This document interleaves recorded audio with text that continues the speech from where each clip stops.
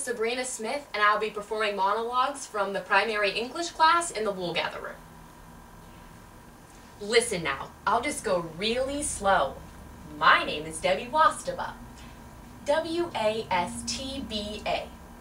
That's pronounced wa-sta-ba.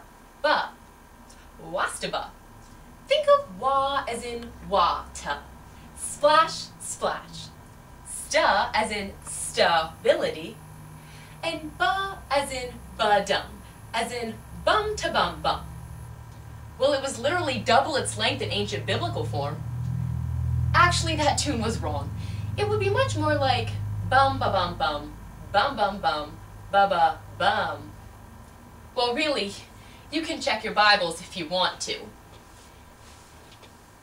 This is our lesson plan. That's lesson plan. Lesson plan.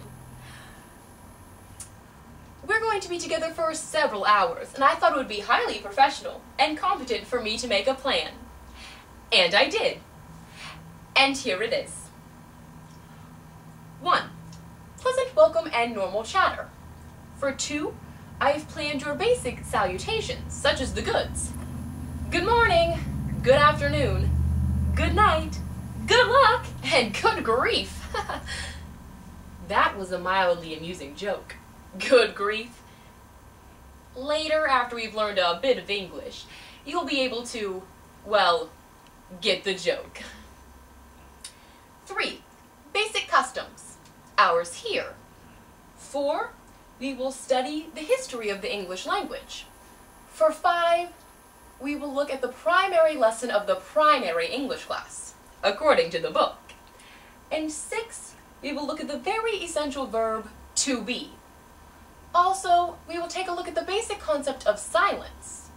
Now then, you see, there were only 6 things to cover, and hours in which to cover them. Now then, questions? You may think it's funny, but I was the last one to see them alive last summer. There was only 7 in the world, and the zoo had 4 of them. I used to walk there every night just to watch them stand so still in the water. And they walked so graceful in slow motion. And they had legs as skinny as my little finger. Long legs. And there was only 7 in the world because they killed them off for feathers for ladies' hats or something. And one night, a gang of boys came with radios to their ears and cursing real bad. You know, F and everything. And I was, you know, scared. And then they started saying things to me. You know, dirty things, and laughing at the birds. And one kid threw a stone to see how close he could splash the birds. And then another kid threw a stone to see how close he could splash the birds. And then they were all throwing stones to try to splash the birds. And then they were all throwing stones at the birds, and I started yelling, "Stop it!" And a stone hit a bird's leg, and it bended like a straw. And the birds keeled over in the water, flapping wings in the water. They were laughing and throwing stones. And I kept yelling, "Stop it! Stop it!" But they couldn't hear me through that ugly music on the radio. And they kept laughing and cursing and throwing stones, and I ran and I got the zoo guard and he got his club and we ran back to the place of the birds. But the kids were gone. And there were white feathers on the water. And the water was real still.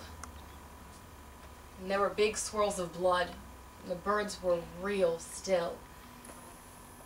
Legs bent. Toes curled. Still. Like the world stopped. And the guard said something to me, but I couldn't hear him. I just saw his mouth moving. And I started screaming. And the cops came and they took me to the hospital. And they gave me a needle to make me stop screaming. And they never caught that gang. But even if they did, what good is that? They can't make them birds come alive again.